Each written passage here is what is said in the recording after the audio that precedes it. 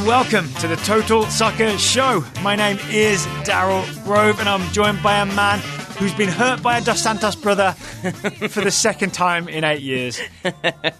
His name is Taylor Rockwell, and I'm right there with him. Hello, Taylor. Hello, you are correct. I will say, on a positive, this is one of these times that I'm very happy that you do the hello and welcomes the way you do, as well as you do. Not sure I could have mustered the energy that you did on that one, so thank you for that. It's the most I had. Maybe I've I've got some residuals from the World Cup win earlier today. I saw you dig deep for that one. Yeah, I saw it. I dug all the way back to 1 p.m. Eastern. There we go. That's fair. That's fair. So we didn't get 2 trophies in one day. We did not. Yeah, it's not the Credit House song. The US women won the World Cup this morning. The US men lost 1-0 to Mexico in the Gold Cup final. They did indeed. In between those two games, we did watch Brazil beat Peru in the Copa America Final. We'll talk about that a little bit at the end of this show. Yes. But we're going to be focusing primarily on the USA's 1-0 loss to Mexico. So we'll end with the host nation that won the tournament. There we go. Perfect. So obviously we'll talk tactics because a lot of tactical changes. Yep. Obviously we'll talk the goal, the Jonathan Dos Santos goal. What's our immediate sort of emotional reaction to this? With the sort of, 45 minutes or so since, or much longer, since the game ended, now that we've settled down a little bit. I mean, now that we settled down we did head bit, on desk for a little bit. Yeah. How are we feeling now? I think I would say I'm still sort of confused, is I think the best way I can put it, with a slight tinge of frustration on there. Because I felt like even though Mexico got a couple chances in the first half, it seemed like the United States were executing the game plan, playing the game they wanted to be playing, causing problems, and had I think ended up having a better expected goals, but certainly had that in the first 45. And expected goals was like 1.62 to 1.12 in favor of the United States. And instead it was 0-1. Yeah. And I think even like the first couple minutes of the second half, still okay. But then I think the kind of really precipitous drop-off in the second half. It's a cliff. Yeah, it makes it really difficult to understand exactly what happened. We've gone back and rewatched as we do. We've read quotes. We've watched the Gregg Berhalter press conference. So we have some ideas.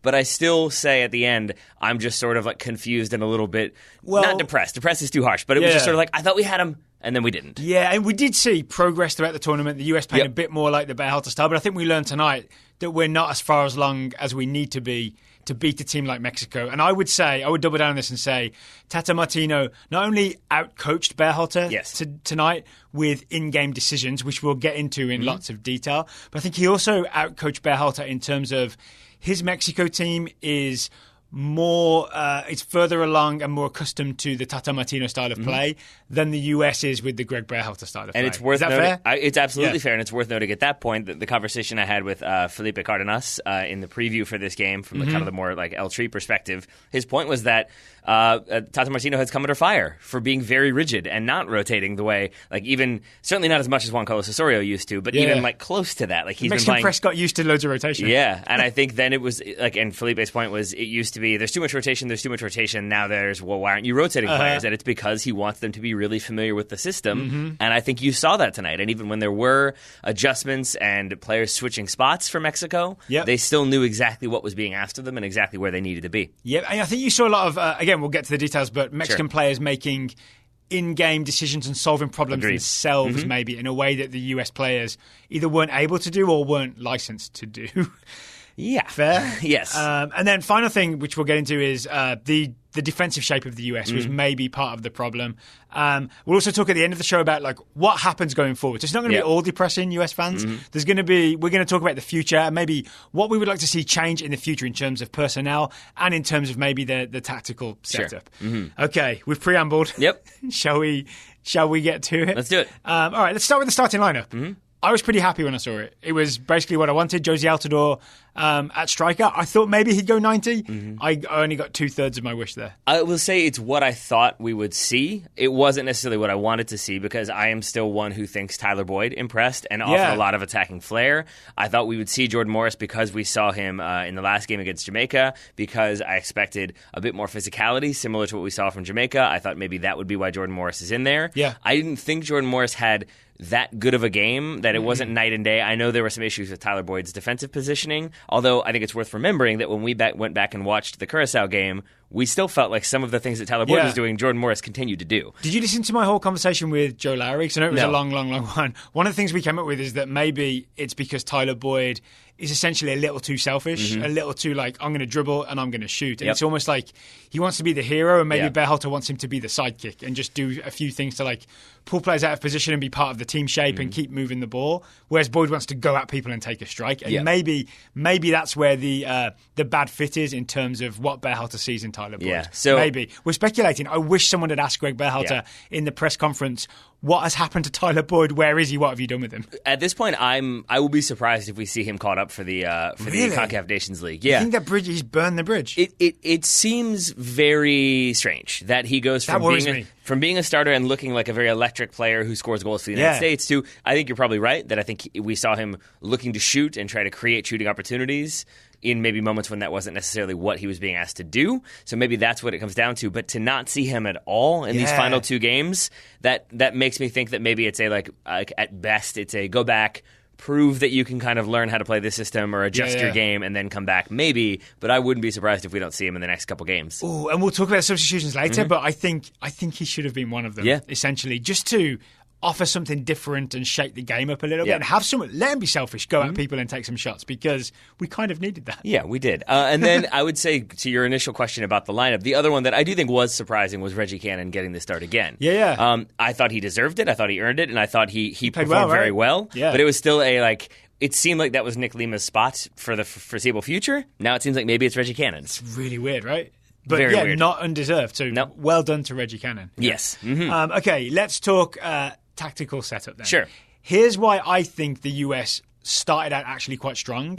Is we managed, when Mexico had the ball, and we did our 4-4-2 defensive setup, where you don't really pressure the ball, but you just try and cut off passing angles. I think it worked for essentially the first chunk of the first half, maybe up to like the 40th minute or so, and we forced Mexico to play it long. I'm now convinced that is the plan. The plan is, don't try and win the ball, but give them no passing options, force them long, then we'll have the ball and we'll build out from the back. And I think it mostly worked. I think that's definitely true. And I think the other element there is that if you're Mexico, who now, if the United States themselves go long and then try to counterpress, even if you're able to play out of it a little bit, you're still doing that 15 yards or 20 yards from your own goal. I think, not to jump ahead, but I think later on in the game, they start to counterpress the USA's counterpress, and they start to win the ball back higher up the field, and then it's not just an issue that now you're closer to goal, it's that now you're closer to your more dangerous players. Instead of when the United States would go long and kind of force Mexico back, now they're trying to build out, but if you're trying to get it to, say, Pizarro, he's routinely higher up the field, at least to start, and so you can't quite get to him readily. So then Mexico end up going long themselves. And I think that game plan really did work. And I also think, because Miazga and Long were beating Raul Jimenez in the air every single time, and then someone like McKennie or Bradley or Ariola would win the second ball. That's so it absolutely worked for us. That's the key thing for me, is that we saw the United States fight for every single one, but because Mexico were being forced into long balls, initially they would try to play it short. Their midfield would drop in to try to provide options, and when they would go long, because their midfield has moved back, now there's probably a 20, 30-yard gap between the midfield and Raul Jimenez. So there's no one really around him. So, and even when there were, I think they're outworked by the U.S. midfield. The United States is able to kind of consistently win the ball off, get possession in advantageous positions themselves. Do you think it's too much energy spent by the U.S. in the first half? I thought I saw the U.S. team get tired, and not just Josie Altidore, who, again, maybe not 100%. Yeah, that was my concern in the final 5 minutes, I think, of the first half. Yeah, you called it in the 40th minute, right? You started to see a lot, not a lot, but sloppy passes, errant giveaways, mistakes in challenging for the ball, all of which I think spoke to heavy legs, tired legs, and just a little bit of mental fatigue, because if you're executing a game plan really, really effectively, but it's really requiring a lot of you, especially against probably the best team the United States has played so far under Gregg Berhalter, at least, then I think you're kind of going to have that exhaustion, and I think you get a little bit of a surge after halftime, but then I think it really starts to set in as the second half goes on. And we also noticed, I don't know if this is positive or negative, but the two major chances that everyone will remember as the US could have taken the lead. There's when Altidore holds it up, does really well. Does he bump? I don't know if it's Moreno or Salcedo. He kind of bumps him and then holds it up, and then manages to take it on the thigh turn and flick it. Pulisic's in on goal. Maybe just get a little too close to Ochoa before he gets a shot away. And then there's the Altidore chance that comes from the Tim Ream volley where he cuts and drags it wide. both of those come from direct balls. They don't come from the slow, patient, positional play, build up, unbalanced Mexico, create an opening and exploit that. The stuff that we did to Trinidad and we did to Curacao a little bit and we did to Jamaica very much so. It was more just go direct, Altidore holds it up and flicks it on, or Altidore just takes it in his stride. Yeah. I mean, and that's another, I think, a very fundamental part of what the United States was trying to do, especially in the first half, was use the strength and physicality of Jozy Altidore to their advantage. So like a battering ram, kind of. I mean, so you had these sequences where he would like literally hold players off while winning the aerial ball and flicking it on. But then also there's one, I think, like near the end of the first half when Mexico do start to get a few more chances, a little bit more sustained possession, he drops in and is still the most advanced U.S. forward or player by some distance. And when Michael Bradley is able to play him the ball, there's no one around him. And Jozy Altidore just holds it up. Eventually 3 players are on him. Eventually he draws a foul. The United States can breathe and push numbers forward. And I think his hold-up play was really key to what the United States were trying to do. Yeah. So too was the direct play that you mentioned, because that's going back to like initially, I think I jumped the gun a little bit, but the United States going direct, it then makes Mexico drop back, but also then if the United States goes direct but then sends numbers after them, and when I say direct, I mean like those 40 and 50-yard balls, then it allows, say, Reggie Cannon to go bombing forward, which means now Pizarro, who wants to be an attacking left winger, has to drop all the way back. And there were moments... That was key to the first half, right? We had Cannon so high that their best, sort of most creative wide attacker, Pizarro, is forced into playing almost extra left back alongside Gallardo because Cannon's so far forward. We freeze framed it at one point in like midway through the first half, and Mexico were theoretically in a 4-3-3, but in this one they were like almost in a like 4-1-3-2, and that one was Pizarro all the way over on the left hand side. That's how far back he was. And so if you're taking one of Mexico's most dangerous players and making them really focus on defense, it means they can't really focus on scoring goals. Oof, okay, but halftime, Tata Martino figures this one out. A couple more things that I think are important? You want, my friend. Because I also think that... First half things, because I think another key one in the first half is that I think Mexico's sort of like line of confrontation was a little bit deeper. I think they were willing to sit off the United States a little bit more, and so even if the U.S. wasn't pinging a 50-yard ball up the field, when you would see Long or Miazga or Bradley trying to find like balls into the feet of Pulisic when he dropped in, or Altidore when he dropped in, or Arriola or whomever else, I think Mexico weren't as aggressive in tracking those runs, and so you did see Pulisic get on the ball a little bit more and be able to turn with limited pressure and go at the defense. Same thing for Jozy Altidore on some occasions, same thing for Paul Arriola, and I think that definitely changes in the second half, that Mexico stepped that lineup quite a bit. All right, so there's kind of a list of changes that I think Tata Martino, little fixes that Martino makes at halftime. Maybe we'll just go through them one by one. You mentioned Pulisic. He has Edson Alvarez essentially man-mark Christian Pulisic starting in the second half, right? The reason you see a lot less of Pulisic on the ball, a lot less of Pulisic being able to run at people in the second half, is because Edson Alvarez is like glued to him the whole time. Even when Mexico have the ball, you see him. I thought he was like checking his shoulder, doing the smart midfielder thing like Xavi. He's not. He's checking for Christian Pulisic to make sure he can be on him if and when the ball turns over, and that really takes Pulisic out of the game for long, long stretches. Yeah, because like if you look at the difference in that first half, when Pulisic would say sprint back 15 yards to get a ball in from Michael Bradley, like a 20-yard vertical ball from Michael Bradley, he would be able to oftentimes turn and like would have caught a defender, maybe not quite being as aggressive in the tracking. He could go at the defender. If he beats that defender, now he's away. And I think a lot of those kind of aggressive, fast slaloming runs from Pulisic in the first half were because he was able to get the ball and turn with relative ease. This time he has Alvarez on his back. And that's where I think Stu Holden pointed out that like in the first 15 or maybe 20 minutes of the second half, Pulisic had like 8 touches on the ball. And I think a lot of those were like touch and play it backwards because he has Alvarez on his back. So he can't turn. And if that's a key way the United States is trying to both alleviate pressure and establish their own attacks, now both of those are gone. Okay, next change is the switch of Pizarro and Antuna, who were the left wing and right wing. They just switch sides, right? So now Pizarro's on the left, Antuna is on the right. That means Pizarro doesn't have to worry about Reggie Cannon's charging forward runs. He doesn't have to track him all the way back. And then if you're on Tim Ream's side, he's not going anywhere, right? You don't have a fullback that goes up the field that you have to track back all the way. Suddenly Pizarro is a lot freer. Yes, and I think this may be hyperbolic, and I may end up saying this like 3 or 4 times tonight, but I think this might be the thing that is most upsetting to me or disconcerting to me going forward, is that basically Tata Martino said, okay, we can't get our most aggressive like useful attacking player involved because he's having to track back and play defense, but their other defender, their left back, isn't going forward at all, so we'll just put him over there, and now basically it completely suits our game. And I think going forward, other teams can look at that and say, well, the left back's not going forward, so we'll just put our best player over there, and they're going to sit back. And then I think the other worrying thing was that it wasn't just then that Pizarro was on that right side, the USA's left side, and like going at Tim Ream every single time, is that he would then oftentimes drift central and create overloads in the middle. Like a number 10, because they didn't really have a number 10, right? They had 3 central midfielders in Dos Santos, Guardado,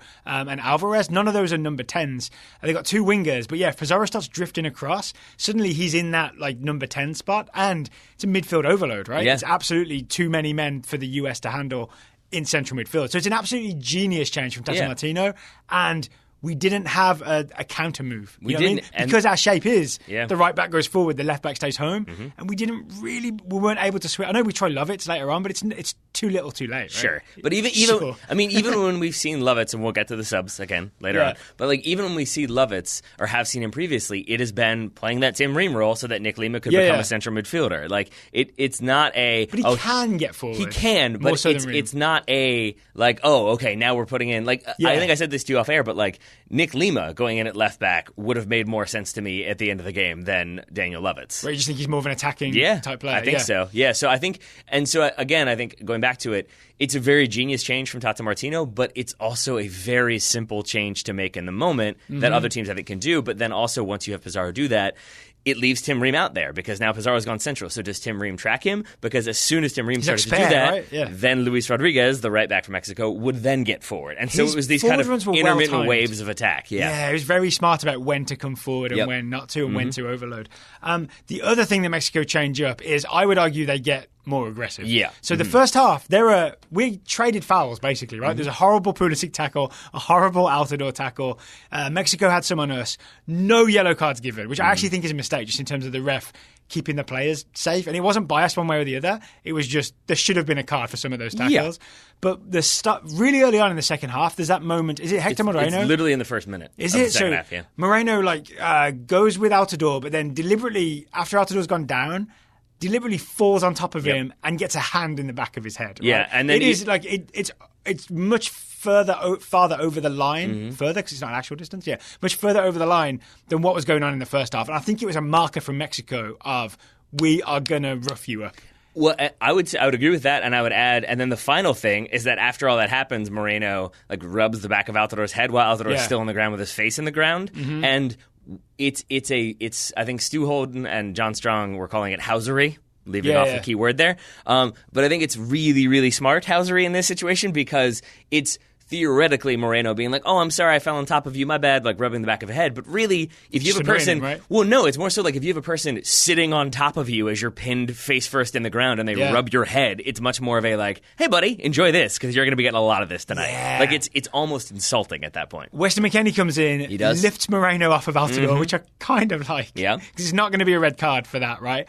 Guardado gets McKennie around the neck, puts hand around his throat, basically. But to be fair, the referee was 40 yards away and didn't see that happen. Just kidding, he was right there. Right there looking at it. That should have been something, right? That was an attempt by Guardado to provoke McKennie, who I think did a really good job of standing his ground and looking like, don't do that, I'm going to get you. But also didn't raise his hands, didn't do anything that he could have been sent off for. But it was still a marker from Mexico. And I bring this up just to say that I think this was part of their whole scheme in the second half, was to just be much more aggressive. And not just in fouls, but in terms of just pressing and winning the ball. Yes. And that's what really did us, right? Yes. And I would say that even with that, there's still a lot of control exerted by Mexico. So I think everything we've just talked about with Hector Moreno is a sign of he knows exactly what he's doing. But I would say even Guardado, I think he's probably forgiven by the referee because it's it's heat of the moment. McKennie pulled this guy off. He's defending his teammate. Touch his face. He doesn't touch his face. And the other thing he does, if you watch it again, is that he very precisely, without really looking down, steps over and then around Josie Altidore.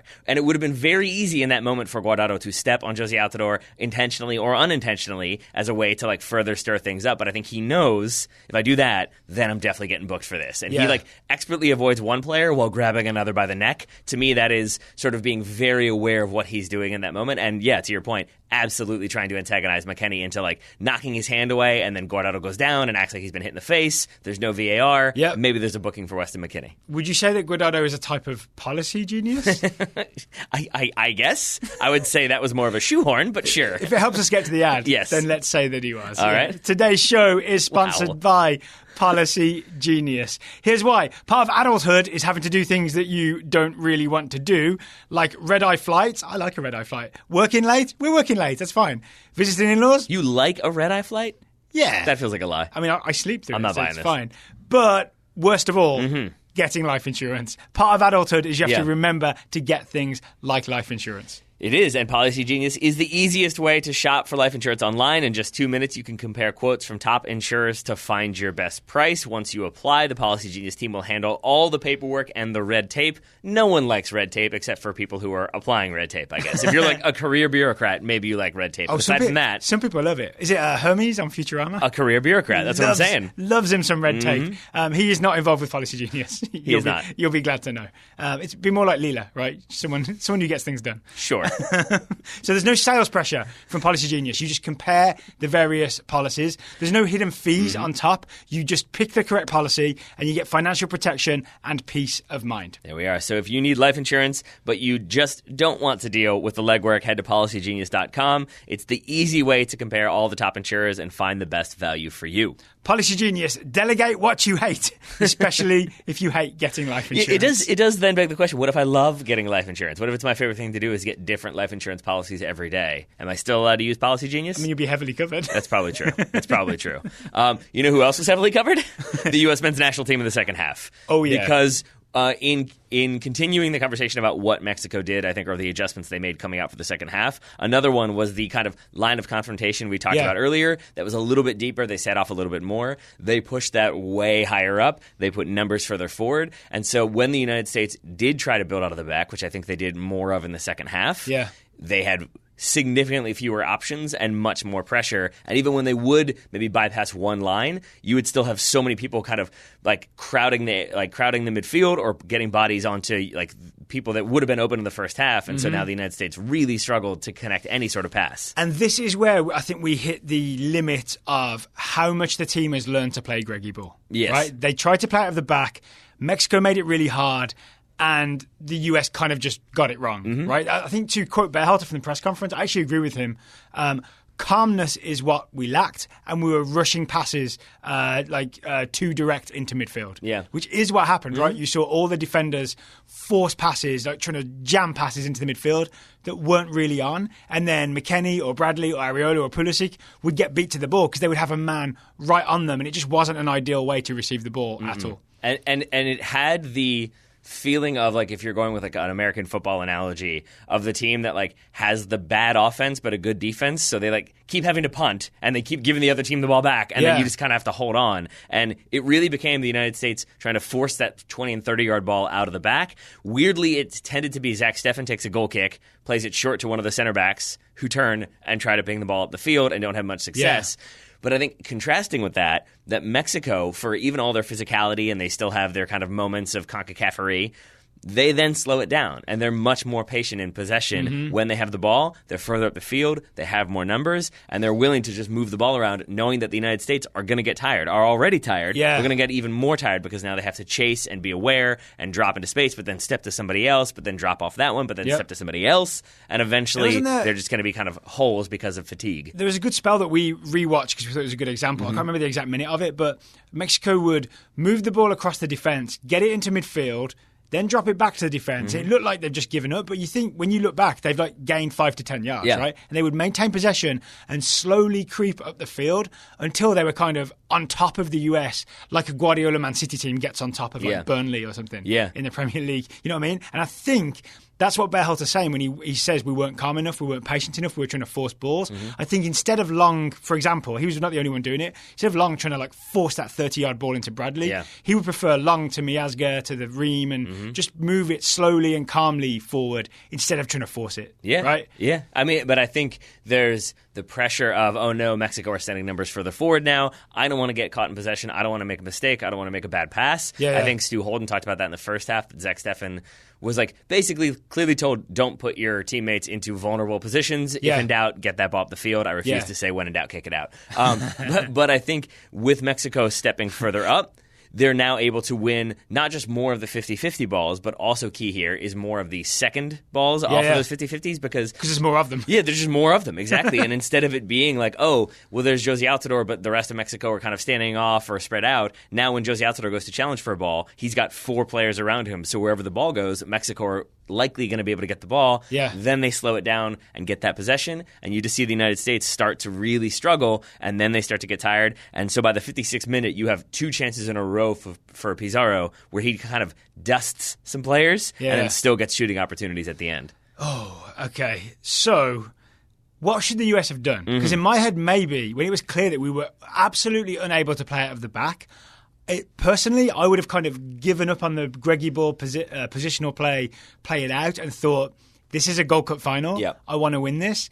Maybe we just go a bit more direct. Maybe this is when Tyler Boyd comes in. Maybe we put Christian Pulisic on the wing and we just sort of put balls over the top for Pulisic and Boyd to chase after. I essentially would have given up on the style and gone with what might have won us the game in this moment. Berhalter stuck with the style. He did. And I think, like, to answer your question, what could he have done? I think he had the right idea with his first substitution. I don't think Christian Roldan was the right player for that spot. Okay. And I found it especially confusing given that afterwards in his post-match presser, he basically said that, like, Roldan, we brought him in to become another central midfielder and help with possession. To help us with numbers in the middle. Yeah. But he played right mid and then went really high in defensive pressure. So he went, like, kind of right wing. Yeah. To the point where, never in the middle. Never. Like that was a baffling statement to me because if that was what he was asked to do, he did not do that. He either gave Roldan not very good instructions, or Roldan didn't implement the instructions, which is still kind of Berhalter's fault because you've got to get it across to the players.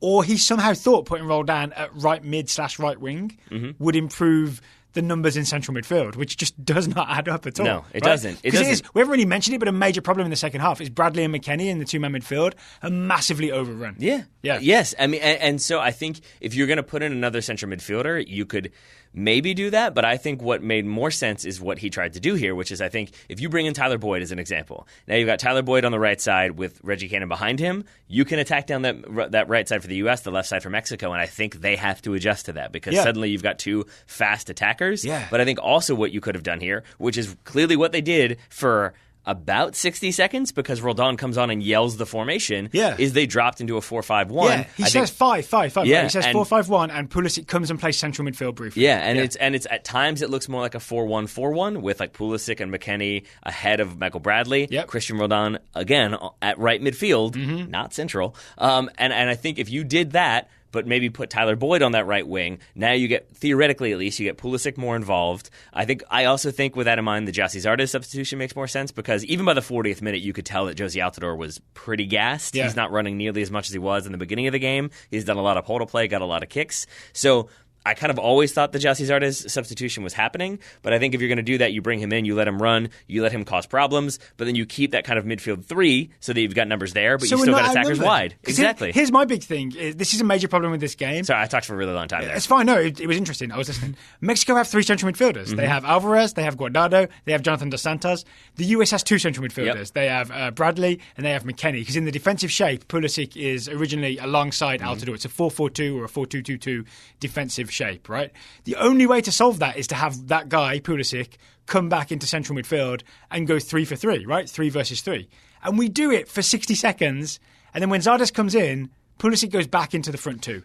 He does. And actually, why? Forgive me. Why do we give up on the 4-5-1? I don't know. I genuinely don't. But the other thing I'm realizing is we did actually have one more option, which is you could have brought in Christian Roldan for Jozy Altidore and left Christian Pulisic up top. Yeah. And maybe you don't, because Jozy Zardes isn't going to be necessarily like the hold-up physical player that Jozy Altidore was. He still has a couple good moments of hold-up play. He has the one where he like heads it down to Christian Pulisic. It was for not a counter. his worst performance. It was not. But if you put Pulisic up there, maybe that causes more problems. You can put Roldan in the middle. Now you do have 3 central midfielders, and if you have Tyler Boyd on the right, then you have an attacking option. So I feel like that would have made sense to me as well, because to your point, instead I genuinely don't know if it's that maybe they abandon it as soon as Zardes comes on, the kind of 4-5-1, or if it's, and I think you suggested this, so I don't want to like steal your thunder, but maybe there's an argument. I'm more comfortable with you saying it than me. All right, then maybe there's an argument that Pulisic just kind of goes and does what he wants, and like maybe he's told, script, goes like, rogue. Yeah, we're playing a 4-5-1. You're a central midfielder, but you've got a bit more freedom, and maybe he took that to mean like run around. And so he starts going back up top, and then we kind of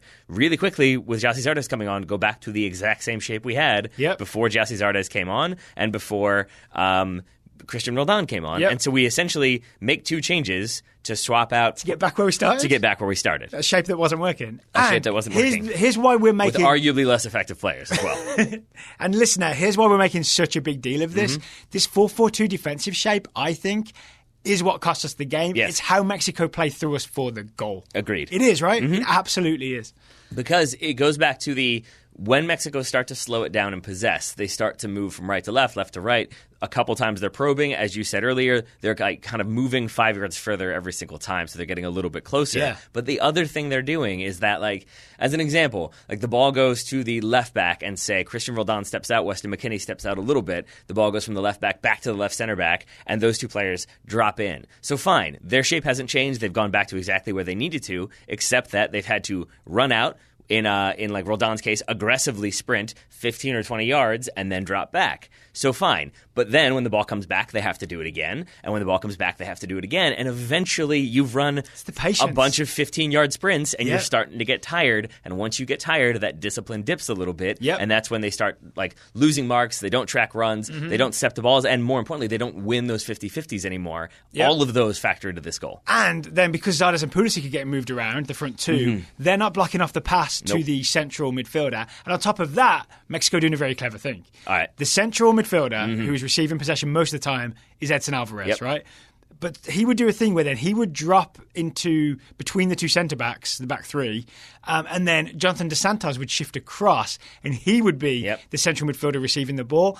That's what happens for the goal. And then he manages to take that space, receive the ball, he's away, and he ends up scoring. He is, and to complete the pattern, then you have Rodriguez advances up the right back gets further forward, then you have Pizarro come inside, and so if you're Mexico, you really don't lose much because even though Alvarez has dropped, Jonathan Dos Santos has dropped, but now Pizarro is another central midfielder, so he fills that spot, but now your right back has moved forward. You still have too many midfielders for McKennie and Bradley to deal with. But if the United States haven't changed their shape, which they haven't, now you in times have 4 midfielders for Mexico and 2 central midfielders for the United States, and you have 2 kind of advanced semi-forwards who then get more and more spread. And in the end, I think this starts with a ball into the feet of Jonathan Dos Santos, who has a little bit of time and space now. Yeah, because he's got McKennie kind of on him, but he beats him. He beats him, like, he gets away from him and beats him. He does. He has a bad touch that, like, pops up, and and it's weird because the bad touch actually suits Jonathan Dos Santos because Weston McKennie then tries to make a play on it, but so too does Michael Bradley. And so neither one effectively puts that body in the way that Mexico, if that ball were loose and and Christian Pulisic were on that, they would have just fouled him. They would have knocked him over because they don't want to let him build. Here, Bradley and McKennie can't quite like 100% commit, except that Bradley commits enough that he leaves Pizarro, who is now open when Dos Santos is able to kind of collect the ball enough to play a ball forward. And does he get it to Pizarro? He does. And then Pizarro is a little bit open, so he plays it into Jimenez. Jimenez, I think, is stood up really well by Aaron Long, right? Long doesn't let him turn and get anything at goal. But Jonathan Dos Santos, after playing to Pizarro, has continued his run. So all Jimenez has to do is a clever, very delicate little back heel into the path of Dos Santos, who is wide open to take the shot because he hasn't been tracked. And it's Weston McKennie who has failed to track him after sort of getting beat, but not by like 10 yards or so, right? He could have gone with him. McKennie's just slow to react when Dos Santos goes, and I think maybe a little gassed and not fast enough to catch up with him. And this is Weston McKennie, who wore the captain's armband. We heard Berhalter say some very nice things about him in the post-match press conference, but this is also the same Weston McKennie who started to have some bad giveaways, had some mental lapses, didn't track the run here. We heard Gregg Berhalter trying to relay instructions to him throughout the first half, maybe because he was the captain, but it did feel like we saw all of the positives from Weston McKennie in moments tonight, and then we saw the negatives that he still needs to improve upon. Absolutely. I think really telling is in the Berhalter press conference. Someone asked him, I can't remember who the journalist was, asked him, why did you give him the armband and what did you make of his performance tonight? And he spent a good 2 minutes explaining all the positives of Weston McKennie, of why we gave him the armband, and then he said, I think I'm almost quoting this verbatim.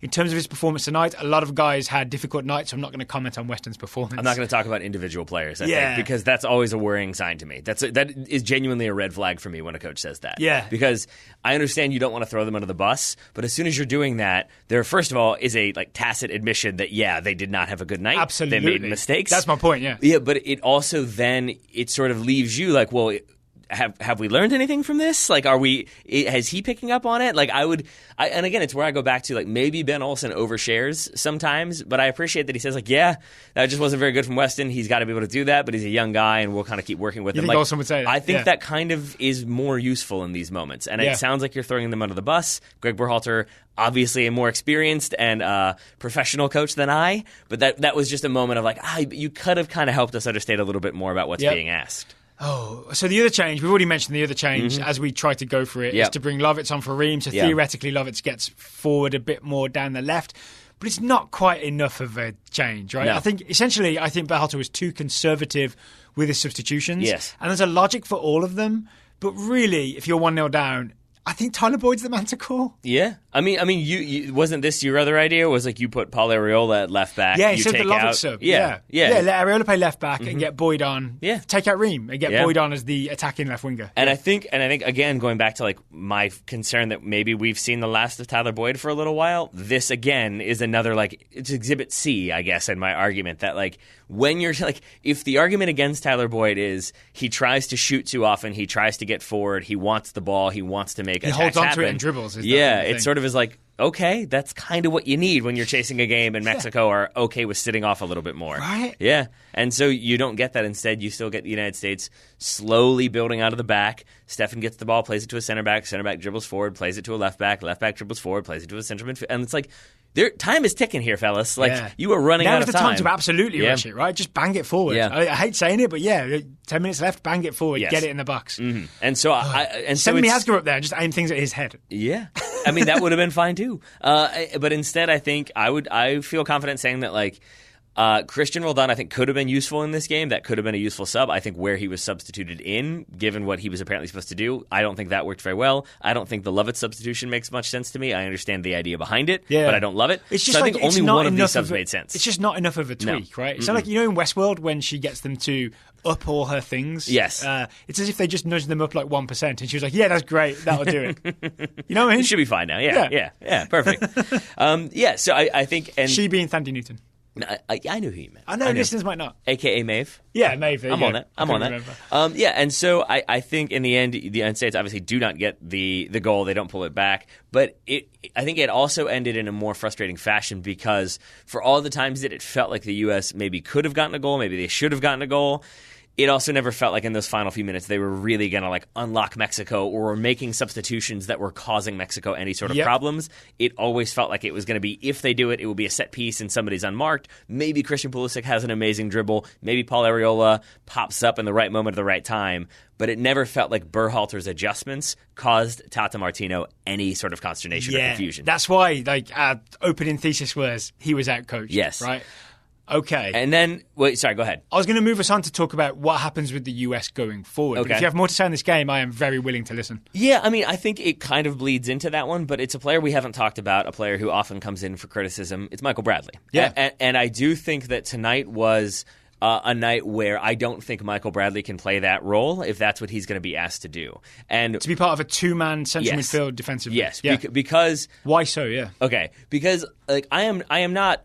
stupid. Like when people say like Michael Bradley's slow, I am not going to make an argument like, no, he's actually really fast. Like he's not. I mean, I don't think he's like slow, but he's certainly not like fleet of foot. Mm-hmm. And if you're putting him in positions as he was, especially in the second half, where he has to sprint 15 yards to one side to try to put out a play, or sprint 10 yards to make a tackle, or sprint 5 yards to like win a 50-50 ball, if he has to keep doing that, I don't think that fits him. I don't think that's what he can do. And I think we saw him get exposed on a number of occasions in the second half because he just kind of was overwhelmed and it wasn't playing into what he actually is good at, his strong suits. Instead, it kind of... being on the ball. Like, he's good in possession. He's just not... he's not a defensive weapon anymore. No, he's not. And like the moment I talked about earlier when Josie Altidore draws the foul and gives the U.S. a breather, like Michael Bradley collects the ball in the box, shapes to like volley the ball as far clear as he can, then realizes, Josie has dropped in. He takes a touch to get away from a Mexican player, under pressure in the box, plays that ball forward into his feet. Like, Bradley is one of the best passers we have. He has some of the best vision we have. He can still very much contribute to this team and should contribute to this team. But if you're going to put him in there and expect him to put out 2v1 fires, he's not going to do that. He's kind of like, someone made this point to me on Twitter. I apologize, I can't remember who it was, but they said, isn't he actually a bit like Andrea Pirlo? And in many ways, like, I don't think he's at the level because Pirlo's very, very special.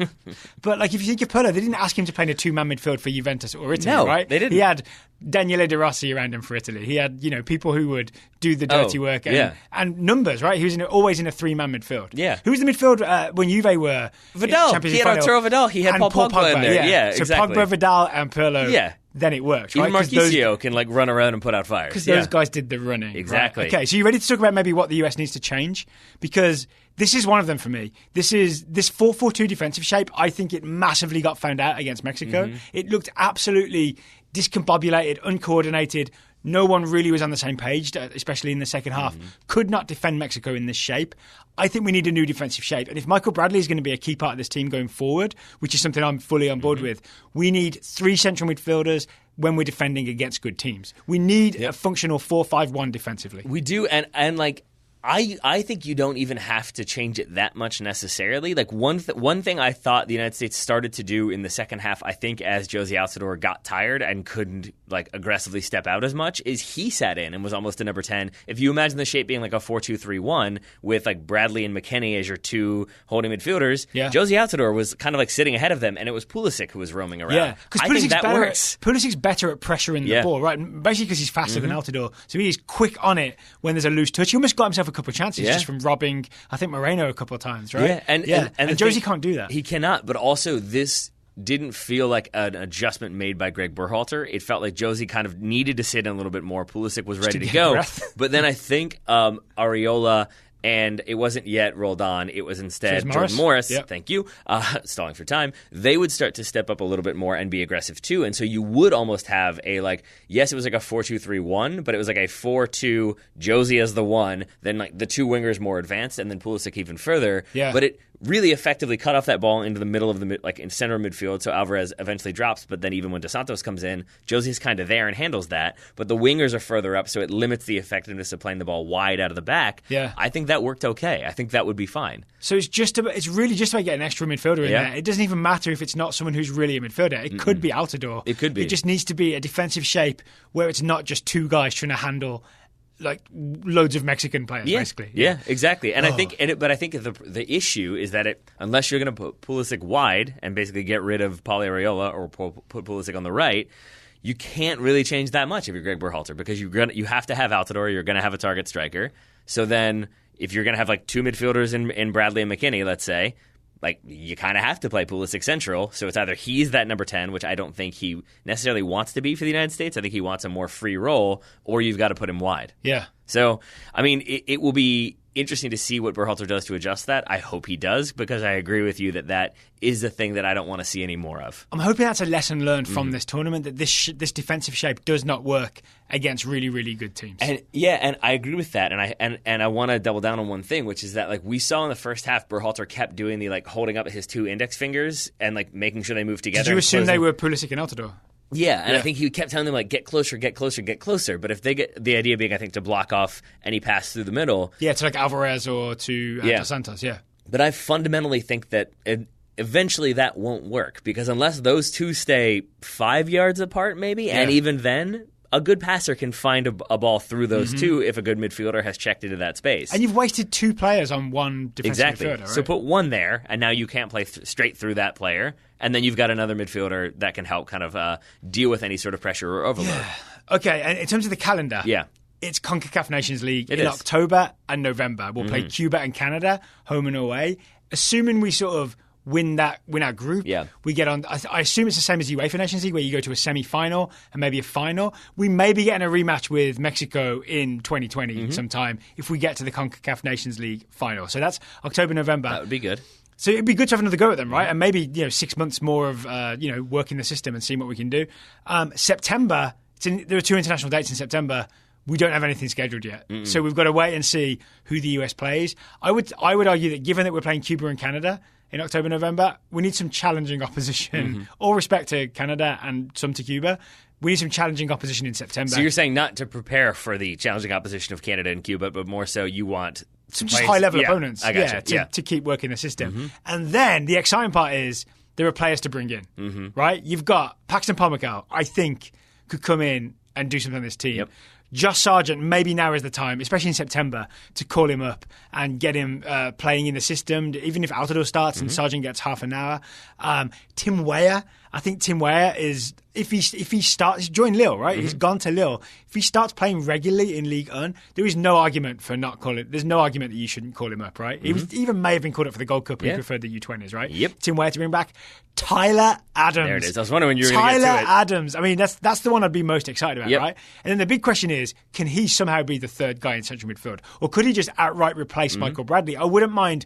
I don't think it would be as good in possession, but I wouldn't mind seeing it in a game. Tyler Adams in the 6th role. I agree, and we're not done. Because, I mean, who else you got? We really enjoyed what we saw from Dwayne Holmes in the brief moments we saw him. Yes. Obviously had to pull out with injury. He could even play wide right and still fit in with the whole thing, right? He could replace Jordan Morris or replace what Christian Roldan was doing and be way more effective. I enjoyed what I saw from Aaron Long and Matt Miazga tonight. I thought Aaron Long especially did a really, really good job. I think he has probably got that one center back spot locked down. But I wouldn't mind seeing John Brooks come back. Yes, John Brooks is a fairly good center back. I am understating that for dramatic purpose. John Brooks is back. He's a fairly regularly injured center back. Well, there's that. Speaking of regularly injured / debatable defenders, DeAndre Yedlin could also come into this team. Also should come into this team because we could see him deployed further forward as an attacking player. That would be fine. Maybe he comes in and is that attacking right back as well. I mean, but now we've got options there at right back. It's not just Tyler Adams, I guess, is going to play there, and then Nick Lima. It could be Tyler Adams, but I wouldn't be surprised to see him more central, as you said. Because there's Nick Lima, there's Reggie Cannon, now there's DeAndre Yedlin in there too. You've got a lot of options. How would you feel about Tyler Adams coming back into the team in September and we go back to the Berhalter experiment of Adams is right back, but then he joins Bradley in central midfield and McKennie goes a bit higher? That does get extra numbers in central midfield when we lose the ball and we're defending, but it doesn't necessarily solve the 4-4-2 defensive shape problem. It doesn't. And I think I will crib from Matt Doyle to say that I think this result against Mexico shows that maybe it's time to be a little less cute. And I think that that to me is a nuance, is a wrinkle that requires a lot of practice and preparation. And I think what we saw from the United States is that time could maybe be better served figuring out how to make in-game adjustments to a high-pressing opponent or opponent who has switched and overloaded one side. I would rather them do that, I think, and I would rather just play Tyler Adams in a sort of set position where he can operate with a bit more awareness or knowledge, I guess. Okay, fair enough. Pre-existing knowledge. What if he comes in and plays right back and just does the overlapping right back role? I mean, I won't love it because I don't know if that solves the problem necessarily. Because we still then don't have numbers in the midfield. But, having Tyler Adams in the team would be nice. Yeah, it's hard to imagine him being any better than Reggie Cannon has been. You know what I mean? Even in playing great, is kind of what Reggie Cannon looked like tonight. So I guess kudos to Reggie Cannon for that. Yeah, I mean, I think I forget who it was who tweeted that. Maybe it was Will Parchman who said if nothing else coming out of this, we know that Reggie Cannon could be an acceptable right back against a team like Mexico, who are a pretty decent team. Salute to Luchi Gonzalez at FC Dallas because Pomykal has looked like 5 times the player this year. Cannon the same. I think things are happening at FC Dallas. Yes. Anything else? Any other sort of future improvements that you'd like to see or players you'd like to see brought in over the next few months? No, I mean this might not fit here, but I think the one thing that we saw a lot of in Twitter before this game, somewhat during this game, even though we tried not to pay attention to Twitter during the game, and then after, is it seems like there's 2 schools of thought, which is either the players just aren't good enough, we don't have the quality, we don't have the quality. They should all retire. Yeah.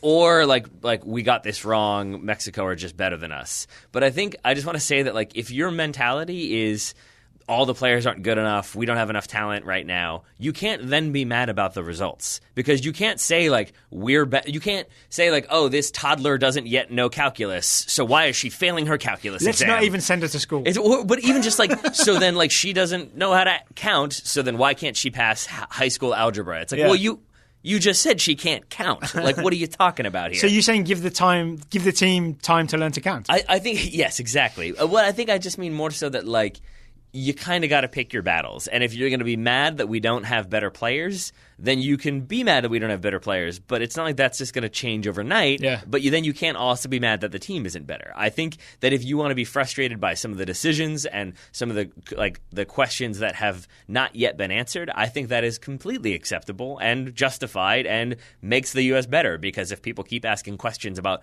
is this being solved? Why aren't we doing this? Not only does it put pressure on the coach, on the team, on the federation, I think that's good, but it also has people asking questions that I think help people better understand what's going on. So why aren't we dealing with this overload? Why haven't we adjusted to Mexico switching their attacking players?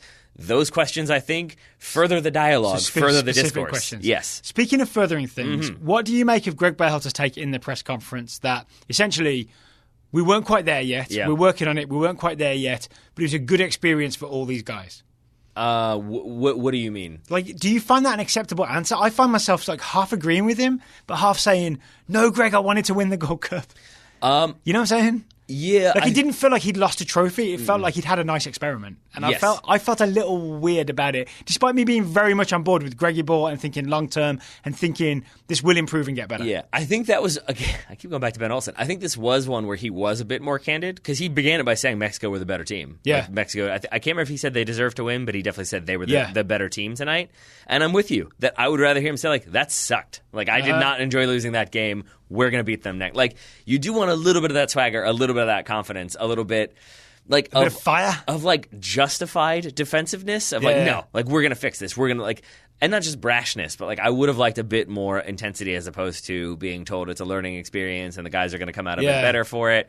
Because I guess we're just not going to get it, are we? We're not going to get fire from Berhalter. We're going to get sort of logic and reasoning and actually quite sensible ideas and takes, but it's not what you want in the moment. It's not what you want in the moment, but it's also like they're like sensible takes if you decide that they're sensible takes. Yeah. If you think like, okay, we've been building and we're still building, and if the next time in the Nations League we make it through and we're still building, but then when we come up against Mexico in 2020, well, we're still building towards 2022. Like at a certain point, it's like you got to be done building. Like you can't just keep keep adding extensions. Like contractors that keep saying, "Oh, it's going to take longer than I thought." Yeah, but I need more time and money.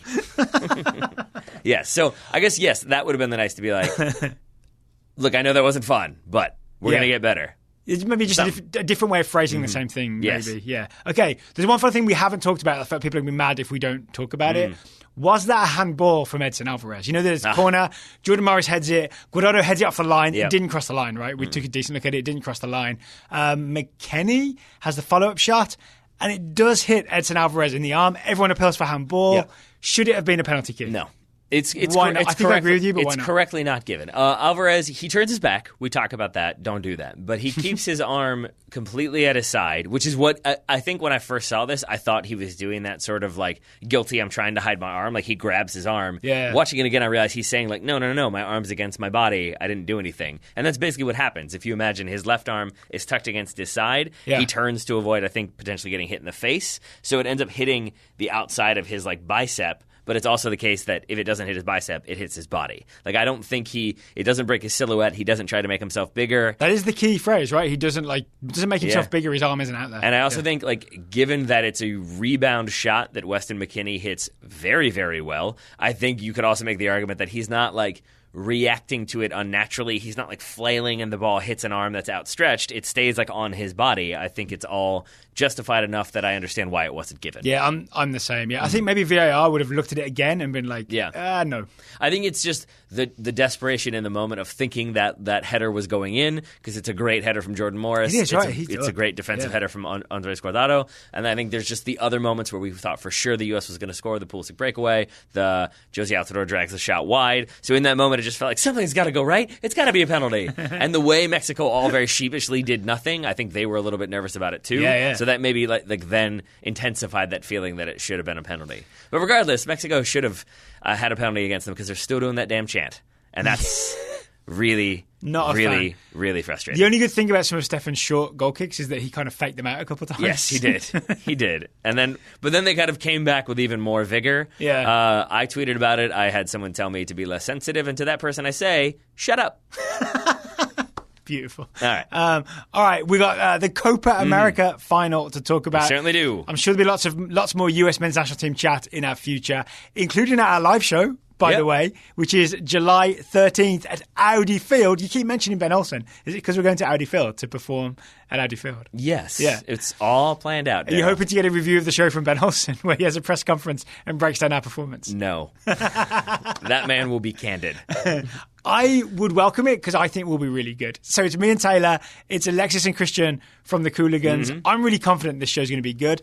I think it's worth spending $20 plus the inconvenience fee on a ticket. Oh, I agree with all of that. Yeah. I just don't want at the end of it Ben Olsen to be like, you guys are terrible. How does it feel? We'll be announcing the guests, hopefully. What if he rewatches the program, the performance a couple times, and then releases a detailed podcast breaking down everything that went wrong? I don't know how I feel about that. We've done it to him in the past. It's only fair that he does it. That's true. Us, all right. If you want to get tickets, there are only so many left. They're going totalsoccershow.com/live. Totalsoccershow.com/live, and you will see the link to get tickets. And we'll be announcing the guests this week. We're very excited about who the guests are. We are very excited about that. Now, my question for you then, Daryl Grove, is what if we have listeners who want to come to the show but have not gotten new contacts, cannot see the show, are worried about things being too blurry and thus aren't going to attend? They won't be able to tell which one. Is that Polanco? Is that Rockwell? What's going on? Is that Guerreros? Is that Grove? To be fair, all four of us look and sound identical. So I can understand how you could make that mistake. With our Brooklyn accents. Yeah. And your Newark accent. Yes. So the best thing to do would be to get some contact lenses so that you can see clearly. And the best way to get contact lenses is through Simple Contacts, because it's the most convenient way to renew your contact lens prescription and reorder your brand of contacts from anywhere in minutes. Instead of heading to the doctor year after year just to renew your prescription for something you wear every day, you can do it on your own time and terms in just a few minutes. This is Vision Care for the 21st century. It sure is, because you can do it on your iPad. What? Or on your phone, or on your Android, or whatever you've got, or your laptop. If you do it on your old-fashioned desktop if you really want. I know what you meant there. I got excited for a second. I feel like if you're having your Android do it, then we move from the 21st to the 22nd century, but I take your point otherwise. You know what I meant. You can do the 5-minute vision test to renew your prescription on any sort of mobile or computer device. It's only $20. And your Android. And all you need is an Android or iOS or any other type. And 10 feet of space. Ooh, 10 feet, okay. Yeah, because you've got to be 10 feet away to do the... Otherwise, you're cheating, right, if you're up close, right? And they'll know, true. So don't try and cheat it. Because it is reviewed by a proper eye doctor to make sure that you've done it right? It is indeed. Yeah. It's designed by ophthalmologists, and a licensed doctor reviews every test, so you can skip the office visit but not the care. That's what many people have done. They have over 5,000 5-star reviews on the App Store because they're just that good, Mr. That's Grove. about twice as many as us. Is it really? Yeah. But I bet their soccer content is not as good as Get it together, ours. Internet. Yeah. Get it together. When you order your lenses, after you've renewed your prescription, or if you just have a current prescription, they have all the brands, all the lenses you're familiar with, almost certainly have the one that you use. They had the one that I use when I use Simple Contacts. And then you can order your lenses and they'll get shipped right to you. But if you think your lenses are maybe $20 overpriced, we got good news for you. We do indeed. The vision test is only $20, as you said. Shipping is free, but our listeners can get $20 off their first Simple Contacts order with the promo code TSS20.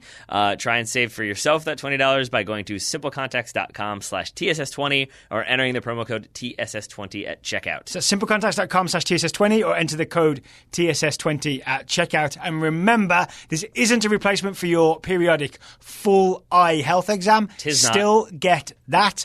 But order your contacts through simplecontacts.com. And speaking of simplecontacts.com, thank you to simplecontacts.com for sponsoring today's episode of the Total Soccer Show. Should we stop reviewing the Gold Cup? Have we had enough?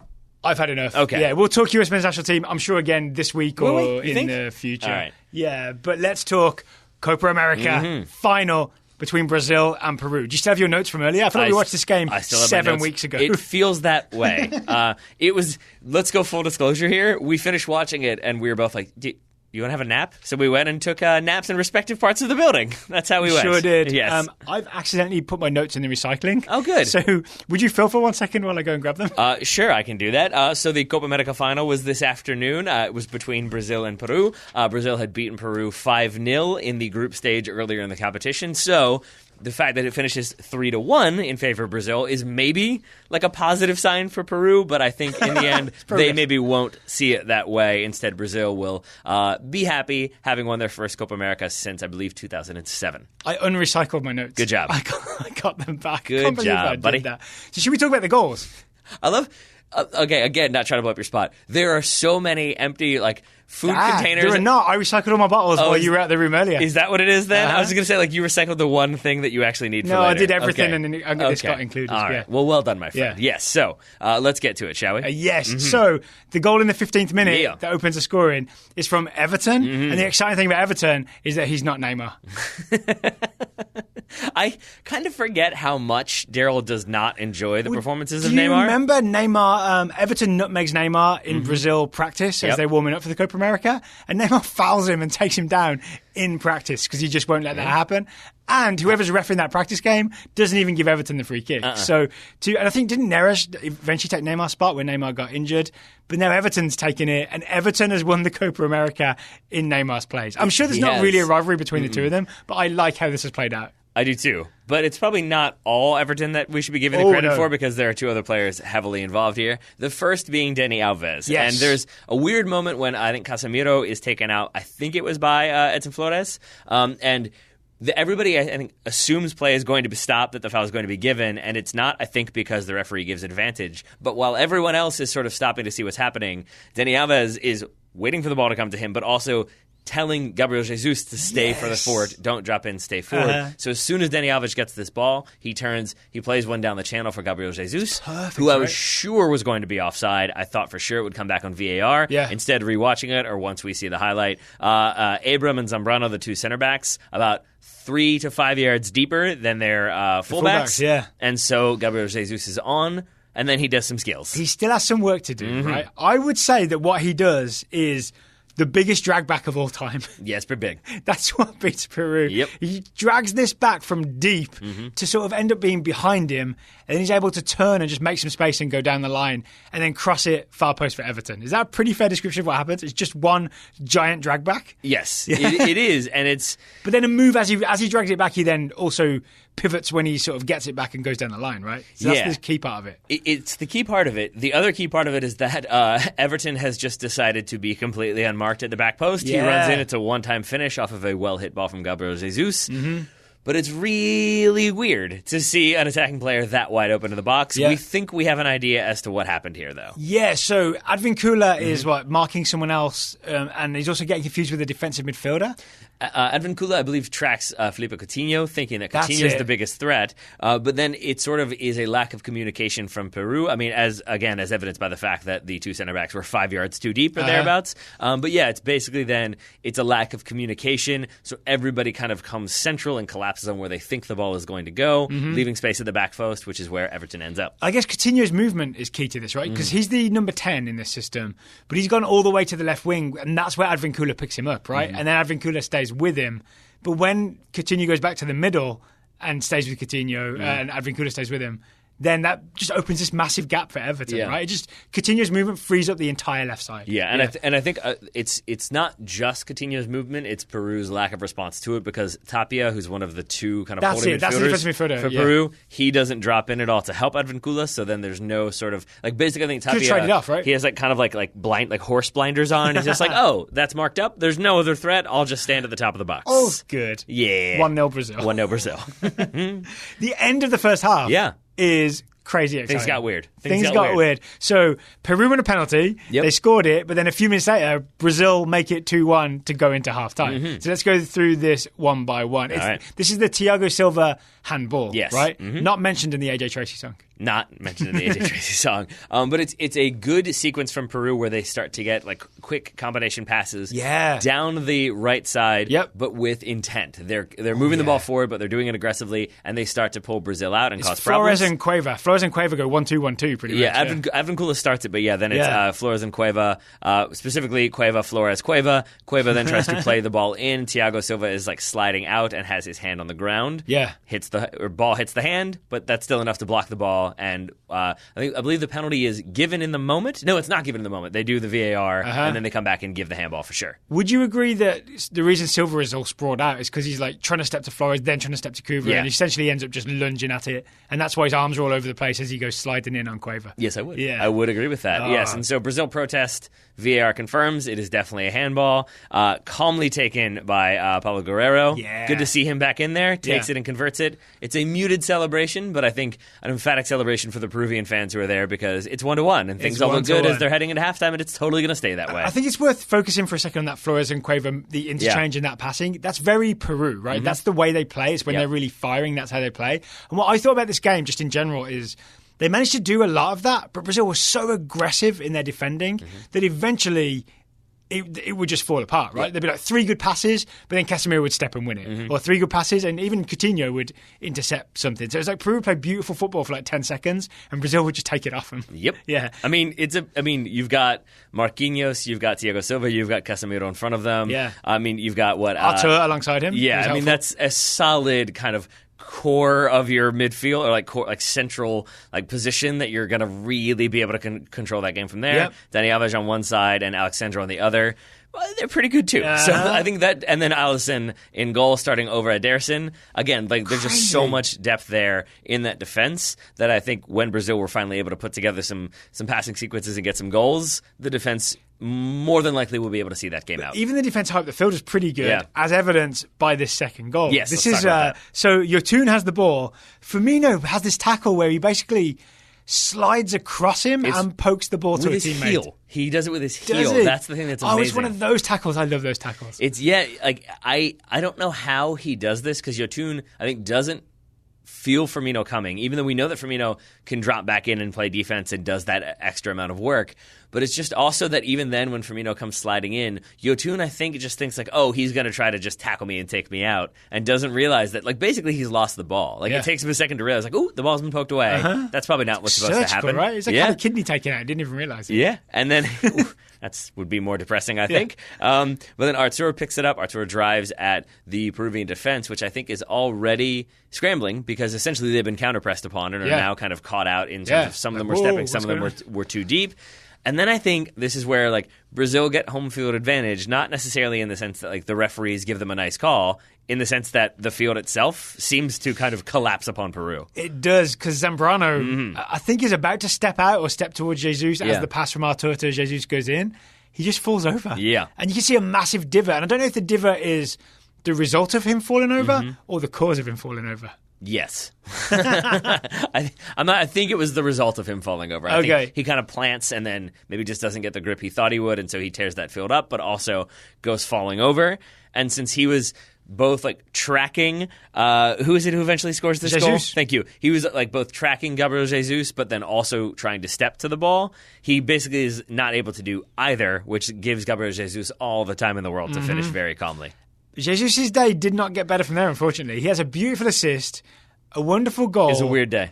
And then in the second half, Jesus is sent off for a second yellow. He is. And I think this is where it was a little bit of gamesmanship from Peru. Because I think they make it a chippier game. Both teams committed fouls, don't get me wrong. There's lots of physicality. I think it's a little bit like you fouled my guy, so I'll foul you, or you fouled my guy, and it becomes a vicious cycle. But here, I think Gabriel Jesus starts to get frustrated because he gets a really aggressive tackle from Zambrano to start. Yep. Then there's 68th minute. Yeah, then there's one, I think, soon after that where he gets clipped again. Advíncula pushes him in the back in the 69th minute. There we go. And so I think here, when Gabriel Jesus goes in for a 50-50 challenge, he goes in at an angle. He goes in the air. It's a header, right? Yeah, because it's been like a Firmino flick on from a throw in, But it's also against Zambrano, who previously kind of like hip-checked him and basically knocked him off the field. So I think from the referee's angle, it looks basically like Gabriel Jesus sees an opportunity to kind of get revenge for some of the physicality that he's been experiencing, goes, if you're the referee, flying in and maybe leads with an elbow from that angle, because it does look like he like bodies Zambrano and then maybe also gets an elbow in there too. Zambrano grabs his head, falls to the ground, stays on the ground. So it looks like he's been very severely injured, or kind of Gabriel Jesus has gone out of control into him. Second yellow. Gabriel Jesus protests. I'm sure many people have seen the gif of him crying after he's been sent off. Yeah. And I think his frustration is justified because he doesn't do any of that. He jumps in. He definitely leaves the ground. It's probably a foul. I think you could give it as that. But it kind of just turns in the air. It's almost like he backs out the header and just turns his back into Zambrano. But the arm never makes contact with Zambrano's face. He's absolutely faking the facial contact. Yeah, I think Gabriel Jesus knows I'm not going to win this ball, so I'm going to kind of put myself into a position to both protect myself because I'm in the air, but also make sure that I don't make things any worse, so that I'm not like going to lift my leg up to try to protect myself and then maybe give Zambrano studs to the chest, or like put that arm out to try to cushion it, but then it looks like I am throwing that elbow. I think he does everything he needs to do to make sure that it's not malicious when there is contact. I think it's just that Zambrano sells it really, really well, and you get that second yellow. But it wasn't enough for Peru to come back, because this game ends 3-1 when Zambrano, our old friend, gives away a penalty in the 87th minute. He does. And this... I think what was really interesting to me is that after Gabriel Jesus gets that second yellow, 20 minutes to go at that point, and you think, okay, now it's going to be Brazil defending for their lives, and it's going to be Peru with the extra attacker. They're going to be going at Brazil, and it's going to be a really interesting game. And instead, I think Peru really struggle to get out of the kind of physical mindset, and they keep committing fouls. They keep knocking Brazilian players over. They keep giving free kicks and set pieces and putting the ball out, and they kind of kill their own time. And I think that is never more clear than this eventual penalty kick that puts it at 3-1, because it's just Zambrano making a fairly boneheaded challenge. Yep. So Everton has dribbled at the Peruvian defence, but he's over-dribbled right at the end, right? And the ball is going to the Peruvian keeper. Gayese. In fact, it ends up in his arms, right? But after Everton has taken the heavy touch, that's definitely going to the keeper, Zambrano steps across and just shoulder checks him, right? Knocks him over. I've seen some people argue that this is shoulder to shoulder. I 100% disagree, because there's no play on the ball. No. He totally plays the man and doesn't challenge for the ball. That's why this is 100% a penalty kick. I think it's 50% frustration and 50% he sees a free chance to basically hit somebody. And I think he does that. He thinks like, oh, I can make this look like I'm kind of shielding my goalkeeper. I'm putting in a challenge because this player is dribbling in on goal. It will be okay. And I almost think he doesn't realize how heavy the touch is, so that Gayese is able to collect it. And and then it's basically, as it's being covered by the goalkeeper, he just kind of charges through Everton, knocks him over completely, and there's no sort of like guile to it. It's not even a hard call, I think. It's just he completely shoulder barges Everton, and the referee's going to give that always. So up steps Richarlison. But still does the VAR review, and I do think that there were allegations from Lionel Messi and some of the Argentinian players that the competition was rigged, that there was VAR stuff was in favour of Brazil. And I mean, that's a separate conversation I don't feel quite equipped to have, because we hear those accusations sometimes. We hear rumblings of such things. And I haven't seen the 2 penalty incidents that Messi is referring to that he thinks should have gone to VAR in Argentina's favour. But this did feel like they went and VAR'd it one more time, just to be sure, so that then you could sort of dispel some of those ideas that Brazil got a penalty and nobody even goes to look at it. Of course. They do review it. They uphold the decision. Correctly. It's a foul, right? Yep. And it ends up 3-1, courtesy of a very strange penalty from Richarlison. So he does like an arc and then a stutter, and then he shoots it. Yeah. Bizarre. It seems like he is trying to make it seem that he's going to go to his right, the goalkeeper's left, and then does the, I'm going to call it the Megan Rapinoe, of then sort of angling his hips so that he finishes with his laces into the side netting, his left, the goalkeeper's right. Yep. So Richarlison, Everton fans, was the eventual goal scorer. Off of an Everton penalty. Weirdly. Yeah. We want Everton to join Everton, right? My head hurts. Everybody wants Everton to join Everton. It's late. It's very late. 3-1 Brazil. Congratulations to Brazil winning the Copa America on home soil. Yes. And congratulations to Chichi, the Brazilian manager, for skipping out of having to take a photo with the Brazilian president. Yes. I enjoyed that. A couple of players did as well, right? A couple players chose not to be in the picture, yes. Yep, it's the equivalent of I'm not going to the you-know-what White House. Yes, it is. Yes, so well done to Brazil. First Copa America title, as I said, since 2007. Well done to Mexico for winning the Gold Cup again. Yeah. Sigh. Well done to the U.S. women's national team for winning the World Cup. Let's just stay on that one. If you want to hear about that, there's a whole show about that. There's one back in the feed. Yeah. Oh, okay. Yeah. All right. Ben Olsen should listen to that one. But before we finish up for the day, even though it's late, we still want to touch base with some of the members of the TSS Scouting Network because we have many reports to get to. It's been a while, right? We need to let's catch get up. to it. Okay, first up from the Scouting Network, it's Brian Huyser. Brian Huyser is scouting Sergino Dest, the 18-year-old Dutch-American defender for Ajax. Brian says, Sergino is with Ajax's first team for pre-season training, with starting right back Nusseir Mazraoui off representing Morocco in the African Cup of Nations.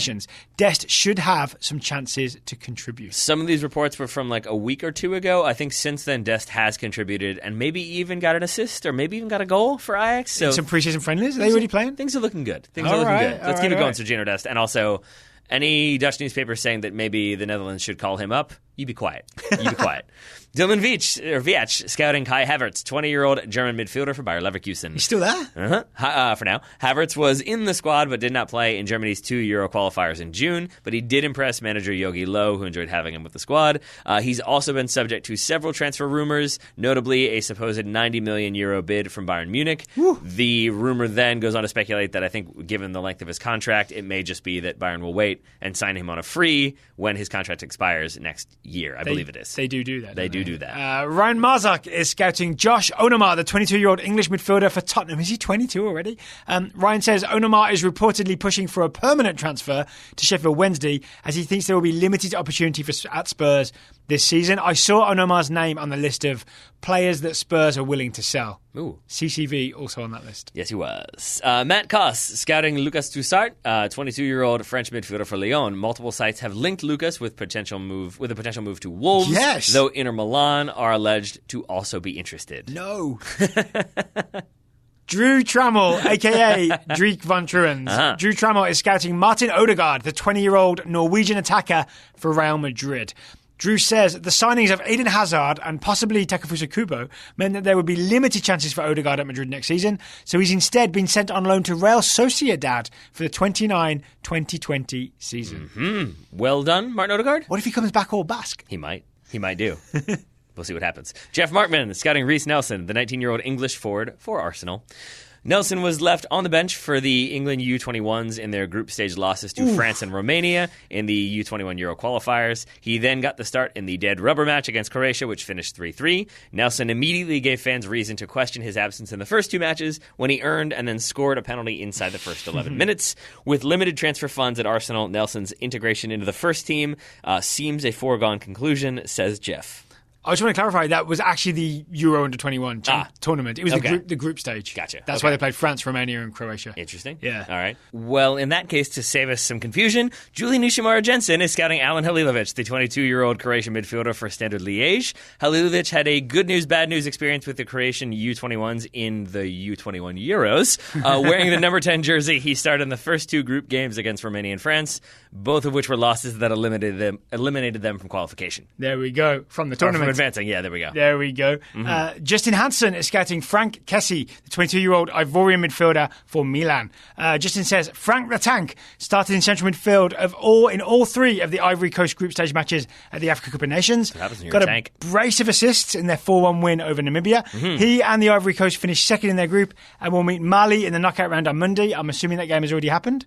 Or are we up to date here? I think we're up to date here, which as in Monday being today at time of recording. Now. There you go. There we go. Okay, so we are up to date on the Total Soccer Show Scouting Network. I mean, we are now that I adjusted the scouting report, yes. There you go. So if you would like to join the Scouting Network, it is one of the ways that we finance the show. It sure is. The URL is totalsoccershow.com/join. It sure is. If you've already done so, you haven't received a scout, which is, I think, quite a few people because I've been a little lax about doing it.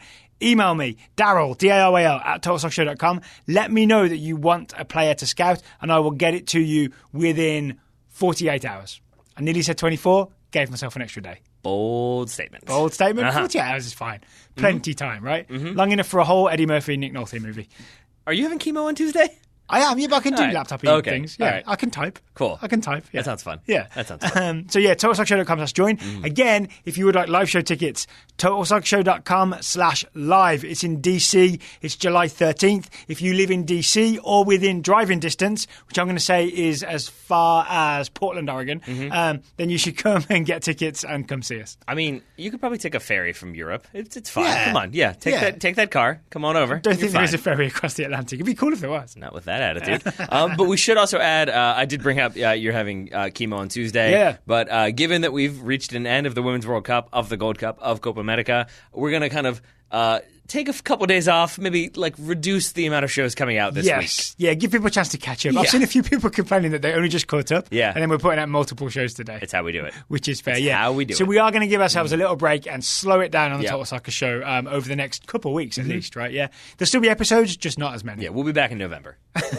We'll be back in November. We will not. By the way, if you're new to the show, we'll be back and we will continue to put out shows, maybe not quite at the clip that we have been, but probably closer to 5 shows per week. There we go. All right. So, Tyler Rockwell, thank you for taking the time to talk to me today. I don't understand how I can say we're going to go back to just doing 5 shows a week, and I mean that genuinely, but I think we did 9 in 5 days. Is we what we did. Had someone tweet us We'll actually do less than that, though, right? We do just a couple a week for the next couple of weeks. Oh, yeah, that's true. Yeah, so we're gonna calm it down. Yes. We're going to calm it down. 5 shows. Listeners, thank you for listening, especially if you listened all summer. Taylor and I will talk to you again pretty soon.